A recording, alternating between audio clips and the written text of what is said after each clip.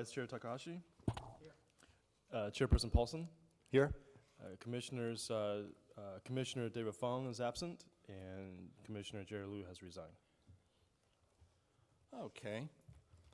And we have the draft minutes from the November meeting. Have you had a chance to look over the minutes? Okay. Any corrections or comments? Okay. Do I have a motion to approve? I move to approve the minutes as presented. Have a second? Second. Okay. Let's vote with the lights.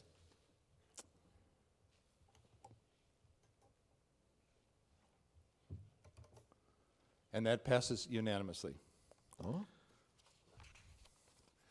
Passes unanimously, I'm sorry, with Commissioners Fung absent and Commissioner Liu resigned. Yeah. Okay. So now we are moving on to oral communications. This is a time when a member of the audience can speak to an item that's not on the agenda for 3 minutes. We can't act on it or engage in conversation with you, but we will listen if you have something to say. Any oral communication? Any cards? Okay. Moving right along, written communications. Nope. Okay. Consent calendar. Nope. Okay. Now, after only 4 minutes, we have the item at hand, the public meeting. And this is a meeting on the sign program to allow new signs consistent with condition of approval number 25 of City Council Resolution number 14-202, sign exemption, EXC 2018-06, to consider allowing 6 wall signs, including 3 freeway-oriented wall signs at a new hotel. Do we have a staff report? Okay. Good evening, Commissioners. Today I'll be presenting on the sign program and site exception for Hyatt House Hotel. Quick summary of the application. The sign program, as mentioned, is to be consistent with condition approval number 25 of City Council Resolution number 14-202. And the sign exception is to allow 6 wall signs, including 3 freeway-oriented signs. Background: the Hyatt House was approved back in October 2014 with building permits being issued in 2016. The hotel is a 140-room hotel with restaurant and a bar, and measures at 5 stories, approximately 60 feet in height. The property is located adjacent to I-280 to the north, Perimeter Road to the south, and the North Wolf Road and I-280 on-ramp to the west. Because of the shape of east to would be I-280 because of its somewhat triangular shape. This is a site plan demonstrating the proposed signage. Sign A, C, D, and B are the proposed wall signs that would go out towards the top of the building. Sign F is the ground sign, which also shows alternative locations here, here, and here, in case there is a future conflict with a neighboring development. Sign E and G, right there in the middle, are for more pedestrian leveled. They help orientate guests to the hotel entrance and the restaurant bar that is located there. This is a breakdown of the signs, of the wall signs in particular. The ground sign is permitted normally because of its size, the size of the project. So in this instance, sign A and E would be allowed, which is one of the wall signs facing Perimeter Road at the top of the building, and one of the pedestrian leveled signs. In kind of comparison to the linear building frontage, this is a relatively small sign, taking a proposed frontage between 9 and 28%, where we allow up to 70%. The square footage of the proposed signs, where they could go up to 200 square feet, are around 125. The sign program does allow for 140. It gives them flexibility in case there was a new tenant or there was an updated copy that they wanted to be able to accommodate that tenant. This is the primary wall sign. This is the sign that's at the top of the building, sign for signs A, B, C, and D. These are individual channel letters. They measure about 4 feet tall at the Hyatt House logo and approximately 31 feet wide. Signs here are the ones at the pedestrian level. Again, this is to orientate guests towards the hotel entrance and the hotel restaurant and bar. And this is the proposed wall sign, or ground sign, sorry. All the signs are to be consistent with our ordinance in terms of illumination standards. So we have a limit of 250-foot lamberts that all signs have to comply with. This is an example. This is looking from Perimeter Road. So you can kind of see the sign in relationship to the overall building mass is relatively small. In addition to, you can see the smaller, more pedestrian-friendly signs at that ground level that really aren't too visible from anywhere else but from the site. This is the south or the north-facing Perimeter Road. Again, sign right there. Oops, there you go. And this is facing, sign C is facing Wolf Road and on-ramp, and sign B is facing kind of where the Valco sign is, the Valco shopping mall sign. All these signs, the wall signs at the top of the building are all identical and all the same measurement and dimensions and height and width.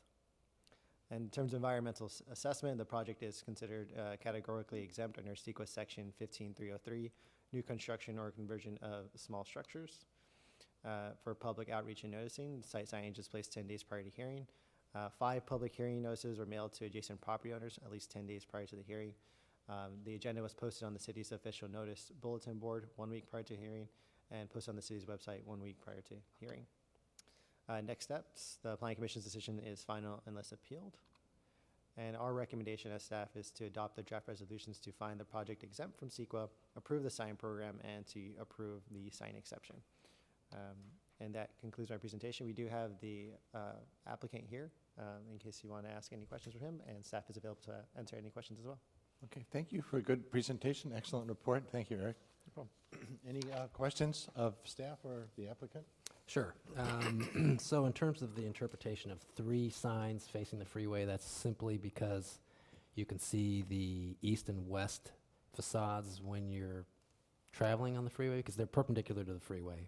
So that's my assumption based on Yeah. why just because of visibility. Yeah, it's typically when signs are facing kind of the normal right of way, like the one facing perimeter, that's a normal sign. That's not any issue. There's still Right. a sign exception for it in terms of the quantity of signs, but because of its orientation towards 280, it's not facing interior. There is that exception that is required. Sure. Okay. And then I have one other question. That is, and maybe this is actually for the applicant, in terms of what the signs look like when illuminated, is there any illustration of what that looks like, or how that, what the lighting is, what the sign looks like at night, essentially? I did not bring any imagery of that. I believe, Eric, in the details from code signs, it does talk about the illumination. Do you have that you can pull up? And it details how the signs are illuminated. It's going to be illuminated internally, not with a floodlight on the sign. Correct. Right? It's Yeah. all integrated into Yeah. the actual sign itself. Commissioner Sun, did you have a question at all? So it'll take us a minute to Well, pull it while up he's pulling because, it up, go ahead. Sure, okay, all right. I don't have a question for you. Thank you.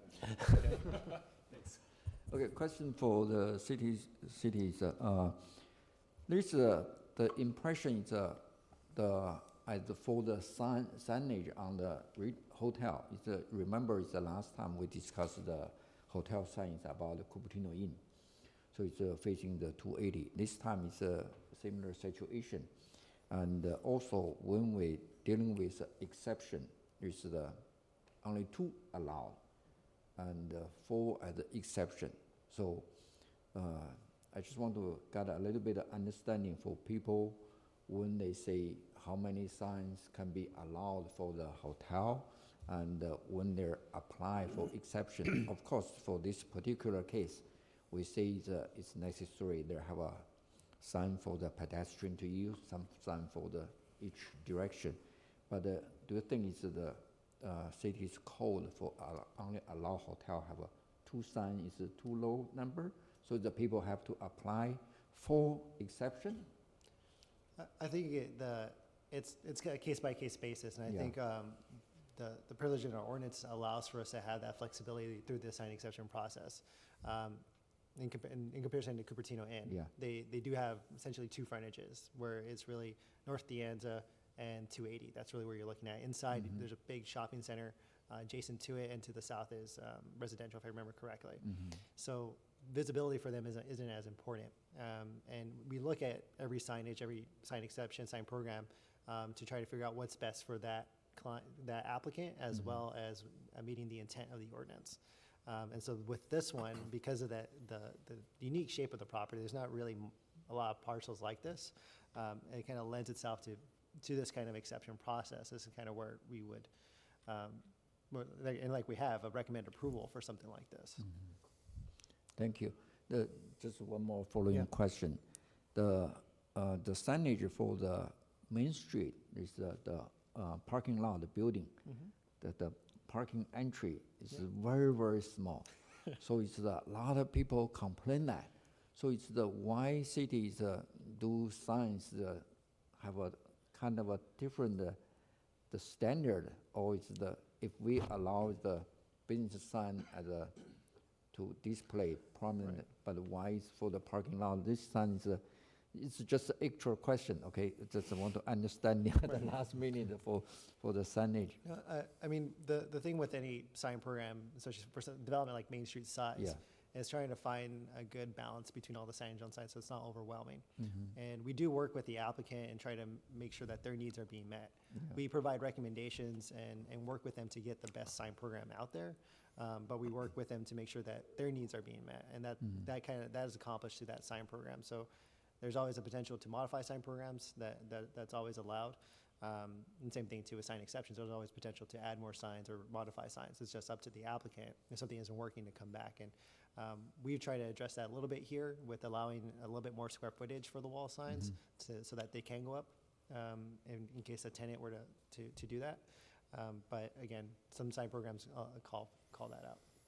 Basically, it's up to the applicant Oh, to submit what they feel like is right for the business, and the city staff will evaluate that, make sure it's compatible. So we don't have the authority to dictate Okay. how much bigger the signs can be or should be. Thank you. Okay. I'm done. Commissioner Takahashi? Nope, no other questions. Okay. Ideally. Well, I performed a site visit, which consisted of driving up and down 280 and looking at the hotel. And I saw this wall of kind of scraggly, thirsty, scrawny redwood trees. And you can see the hotel pretty well through the trees. But if those trees are well watered, you're going to have a wall of greenery that you're not going to be able to see through. So I guess my question is, why would you have a freeway sign that you can't see?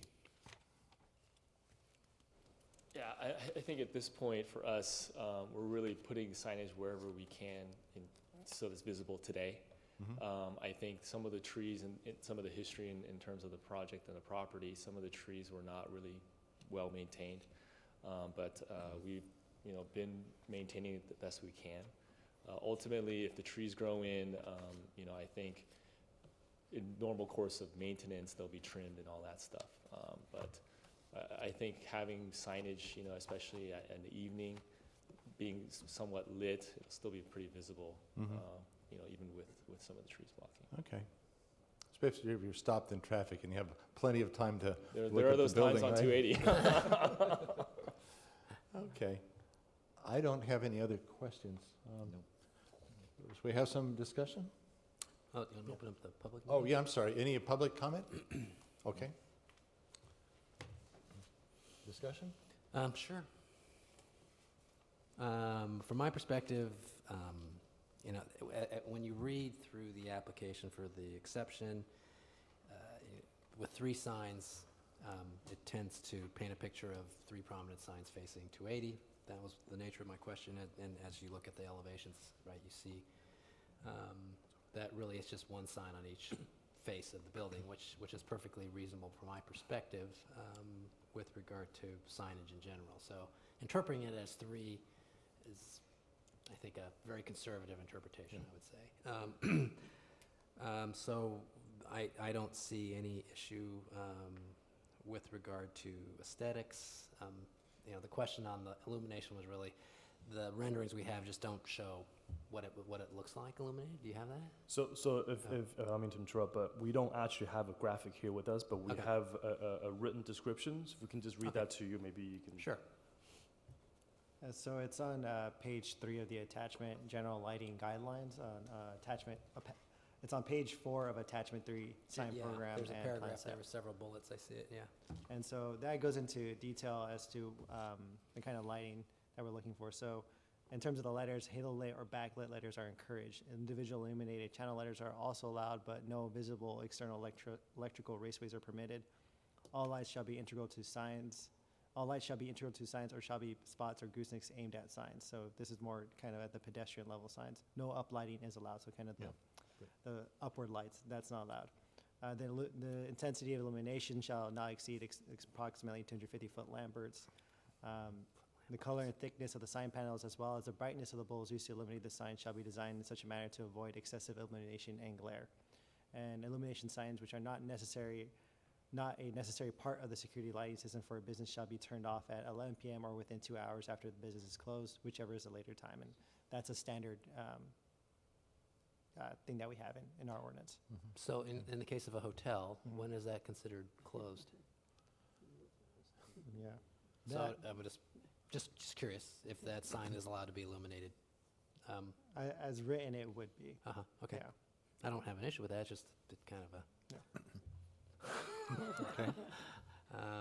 Okay, because the letters are black, and so I would assume it's somewhat of a backlighted that provides some white splash that then highlights the black. I mean, it wasn't obvious.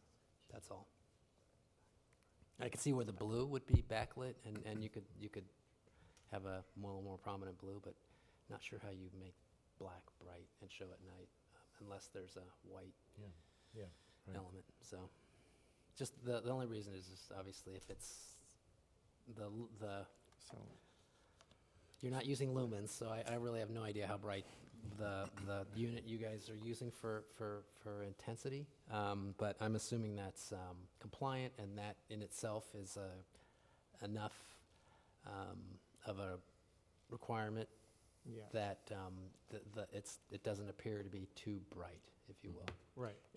And also on page, I want to say 11, Exhibit F, it shows a little detail of the black lettering.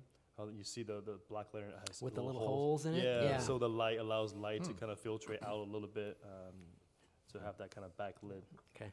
So the detail on there on the letter section calls it out as 3/4 inch white acrylic, number 2447 face with first surface with perforated vinyl. So it's to kind of get the Yeah, light still going okay. out but not too Yeah. bright. And the good thing with LEDs, typically they're way normally below our 250 foot okay. Lambert threshold. Commissioner Sun?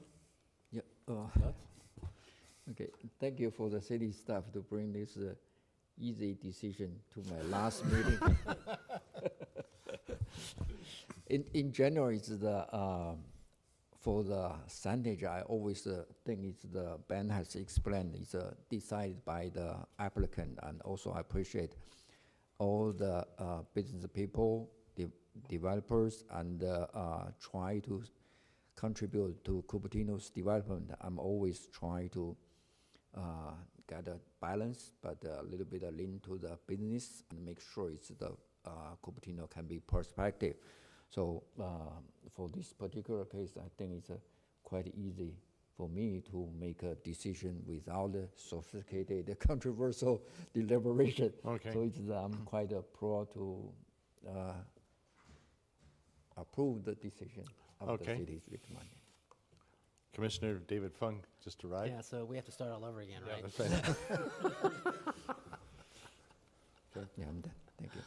Well, Commissioner Sun, you may think this is going to be an easy discussion, but I have a couple of thoughts. And it's visiting the issue of air pollution. And first, I looked at great hotels of the world, and a lot of them have big signs, identifying them. Air pollution or light pollution? Air pollution? Air pollution. And here's the issue: is there's a recent research in the field of public health has been identifying the disease statistics for people living downwind and next to freeways. Sure. And it is freeways are a significant source of asthma, heart disease, stroke, various things, mainly lung issues. So what's the tie to signage? Well, the tie to signage is that the EPA came out with a paper that describes how one can build or plant a wall of trees to basically be a filter for this pollution. Sure. But it has to be dense. It has to be tall and dense, and particular species help as well.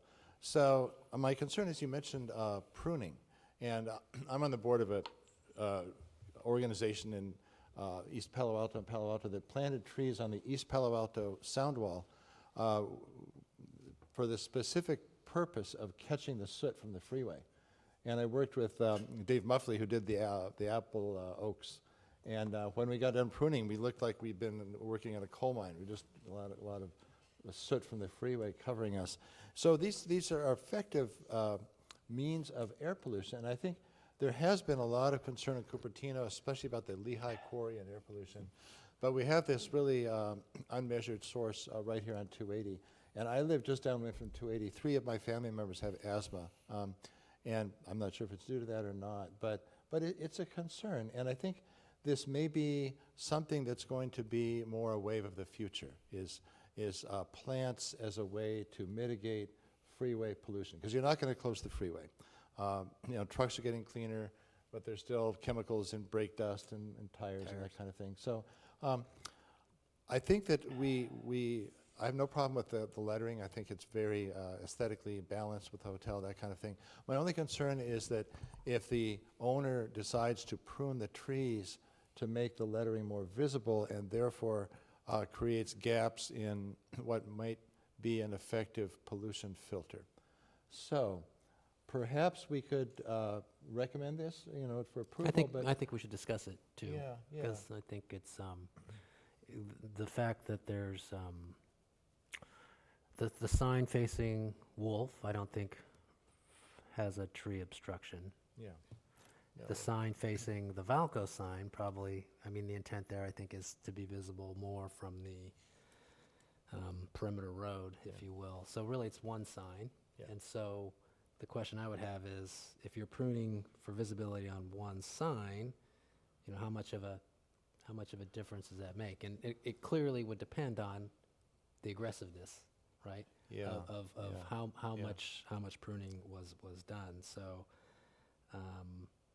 Well, the EPA says it makes a difference if there's a gap or even a thinning. And they showed pictures of an effective filter and an ineffective one. And the ineffective one kind of looks like a normal forest with gaps and that kind of thing. But the effective one really is just a wall of green, which would, again, obstruct the sign and defeat its purpose from the freeway. So I have a concern about that, and I think perhaps we could have some sign or something on the sound wall or on the trees that says trees to be only pruned in consultation with the city arborist, something like that. Because we did have a problem in Palo Alto with the owner of a billboard lopping off these filtering trees. So that's my thinking. Mr. Sun, you have any thoughts? I have to turn 180 to think about your argument. Okay. So, I'm not quite sure it's your argument how strong it's going to impact a signage. It's my understanding is our discussion is limited on the signage, but if you bring the trees issue, it's going to the subject is within today's discussion, and that's the things I'm thinking, whether it's we can put a condition on the signage approval. If that's the truth, I need city staff to give a little bit of explanation how close the two subjects are related to each other, whether this when we discuss the signage. Well, first of all, we go to the trees issue? who owns the trees? Who owns who's responsible for the trees? Property owner. Yeah. Property owner, okay. if I remember right, when we approved the project originally, the Yeah. conditions were that the healthy trees were to be preserved, but unhealthy trees were subject to potentially being removed. And I didn't pay attention to which ones are healthy and unhealthy. So there might not even be trees obstructing the sign It's we hard, probably, because the sign's not up, so we don't know Yeah. where it is. Well, based on my field trip, it's real easy to make a redwood unhealthy. You just turn off the watering system, and they get scrawny and So are you ugly saying real that fast. the property owner would do that, or what They do you? could, they could, your it's his implication or her is prerogative to of do so. So I will only add that in considering whether you're considering a alternative solution or crafting a new conditions approval, that you consider the findings that we have to justify for whatever your decision is, right? So we Yeah. have 3 findings, as you can find that in our resolution. The first one is the literal enforcement of the provisions of this title will result in restrictions inconsistent with the spirit and intent of this title. That's the first one. Second one talks about detrimental to public health, safety, or welfare. And the third one talks about that the exception granted is one that will require the least modification of the prescribed regulations. So just consider those three findings when you make your decision. Well, right now, the trees as we stand aren't a adequate filter, so the public health issue is really null unless the trees were watered and made healthy. And maybe we could just ignore this and say, at some point, citywide or even Bay Area-wide, we may begin to look at ways to improve the health of people who live near freeways, because that's where a lot of the housing is. And that may be sometime in the future, we may decide to plant a wall of fuzzy-leafed oaks like they did in East Palo Alto, and at that point, then we would have to negotiate with whoever signs we are blocking with that vegetation. Perhaps Do we we- can recite some of our existing conditions of approval that's already in place and see if that would mitigate some of your concerns, Eric? Yeah, so from the original approval of the hotel, for the tree removals, there was a condition added, a tree condition report, and I'm just gonna read this out. Per city council direction, a tree condition report shall be reviewed and approved by the Director of Community Development 1 year after final occupancy of the project. The city's consulting arborist shall inspect the new and existing trees to ensure proper irrigation, maintenance, and compliance with the arborist recommendations. All additional recommendations resulting from the 1 year review shall be implemented by the property owner. So that'll be 1 year after they're occupied, final The other occupancy. thing to consider is, I would think the property owner would be, so there's a decision to be made, which is the visibility of the sign versus the convenience of customers facing the freeway and their visibility of the freeway, right? They're going to want to see trees and not cars, generally speaking. So I think there's a trade to be made there. The other element is the sign looks like it's over 236 feet high. Yeah. I don't know how tall those trees are. Does anybody have any? They're about idea. 110 feet tall right now, I think, some of them. I mean, a redwood can grow over 300 feet. Right, but those definitely are. Not- They're not this Yeah, prime specimen. but, so it may be more of an issue 50 years from now. Yeah. Yeah. So those are things to consider. I Yeah. mean, these are all elements Yeah. that I think. Well, that's part of our job, to look ahead. Sure. I mean, in my mind, the ideal thing would be to remove the redwoods, which would cause a lot of hue and cry, and plant a species that's better at blocking pollution but doesn't grow up as tall as the sign. That would be the ideal thing. So perhaps the arborist could work on something like that. So I'm ready to approve this project as proposed, actually.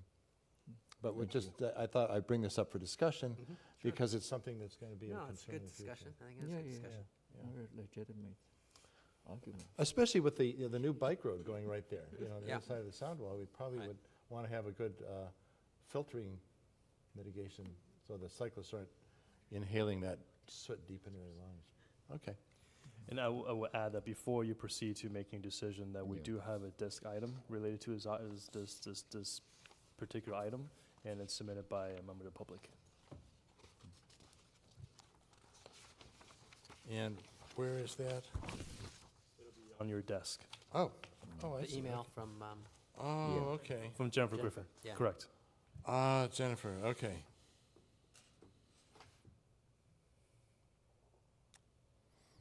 Integrity and elegance. Okay, good. Oh, and class. Okay.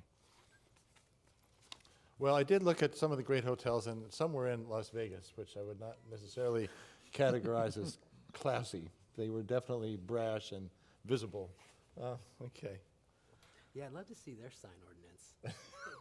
What sign ordinance? Well, you know, in terms of illumination. San Jose went through a process, actually, they didn't allow freeway signs until recently, and they're reconsidering that now, so, anyway.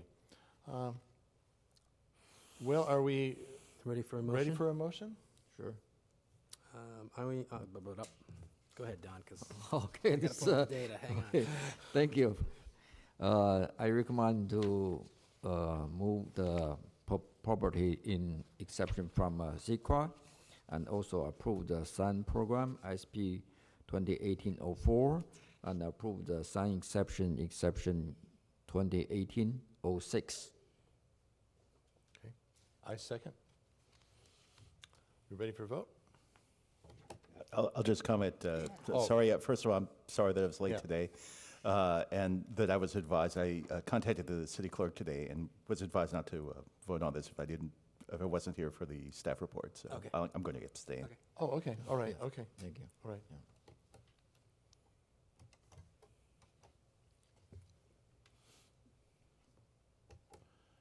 And that passes. 3 votes yes, 1 abstention, and 1 absent. Commissioner Fung abstaining, and Commissioner Liu's seat is vacant. Okay, and old business, staff? Okay, new business. Okay. You might make the announcement about RT, just in case someone's watching and they don't know.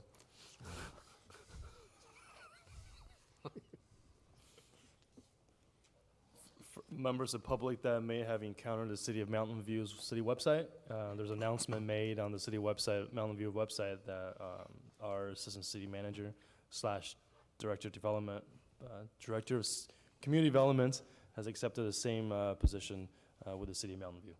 It'll be effective January, so her last day will be effective January 25th. Okay, thank you. Okay, any staff reports? Commission reports? Okay. Well then, the meeting is adjourned. Thank you. Yeah, that's right.